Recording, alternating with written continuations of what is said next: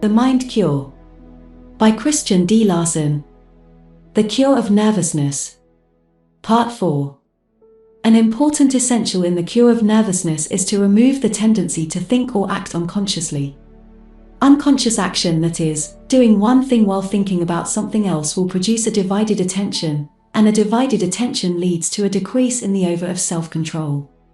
So long as the attitude of self-possession and self-control is perfect, nervousness will be impossible, but the moment the mind begins to lose its hold upon the various functions of the system, nervousness will begin.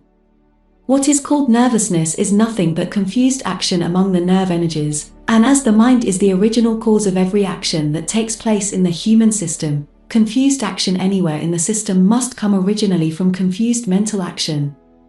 The fundamental cause of confused mental action is divided attention, and divided attention comes from having several things on the mind at once. One thing at a time should be the law. You may have 1,000 duties to perform every day, but give direct attention to only one at a time. Train yourself to do this, and you will be absolutely free from nervousness all your life. A breakdown in the nervous system does not come from overwork, but from the scattering of your forces, and it is only through the dividing of your attention that your forces can be scattered. The dividing of attention, however, may be produced in a number of ways. To try to do too many things at once is one cause. Living a complex life is another cause, though the principal cause is usually found in the reckless use of the imagination. The majority do not know how to apply the imagination constructively, and therefore its actions are, as a rule, helter-skelter. The result is confused mental action, to be followed later by confused actions among the nerve forces. The same is true in all forms of life and thought where imagination is carried off, so to speak, into all sorts of abnormal states through excitement or various forms of mental intoxication. Mental confusion is the result, and when the forces of the mind are going helter-skelter, the forces of the nerves will do the same, because the nervous system is directly connected with the brain in general, as with every individual action that takes place in the brain. When the energy of the system runs low, every function of body or mind, including the imagination, is crippled to a degree in its effort to continue normal actions.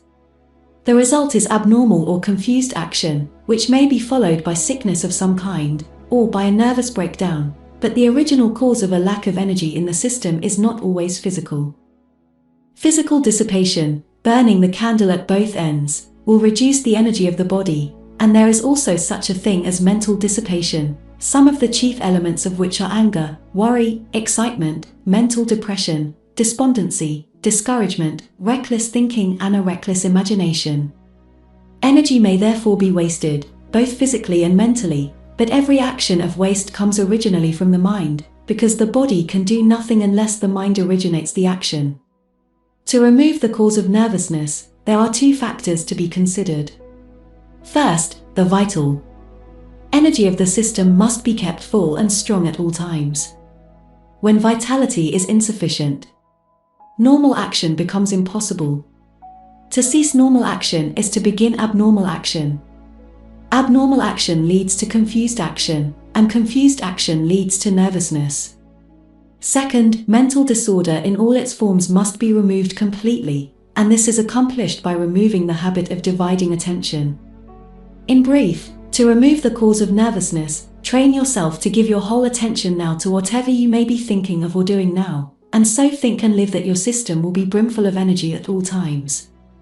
When you are constantly full of vital energy, and are constantly using your energy in the actions of harmony, poise, and self-possession, you will never be nervous. Abundance of power in all your actions, and perfect poise in all your actions, these are the two secrets.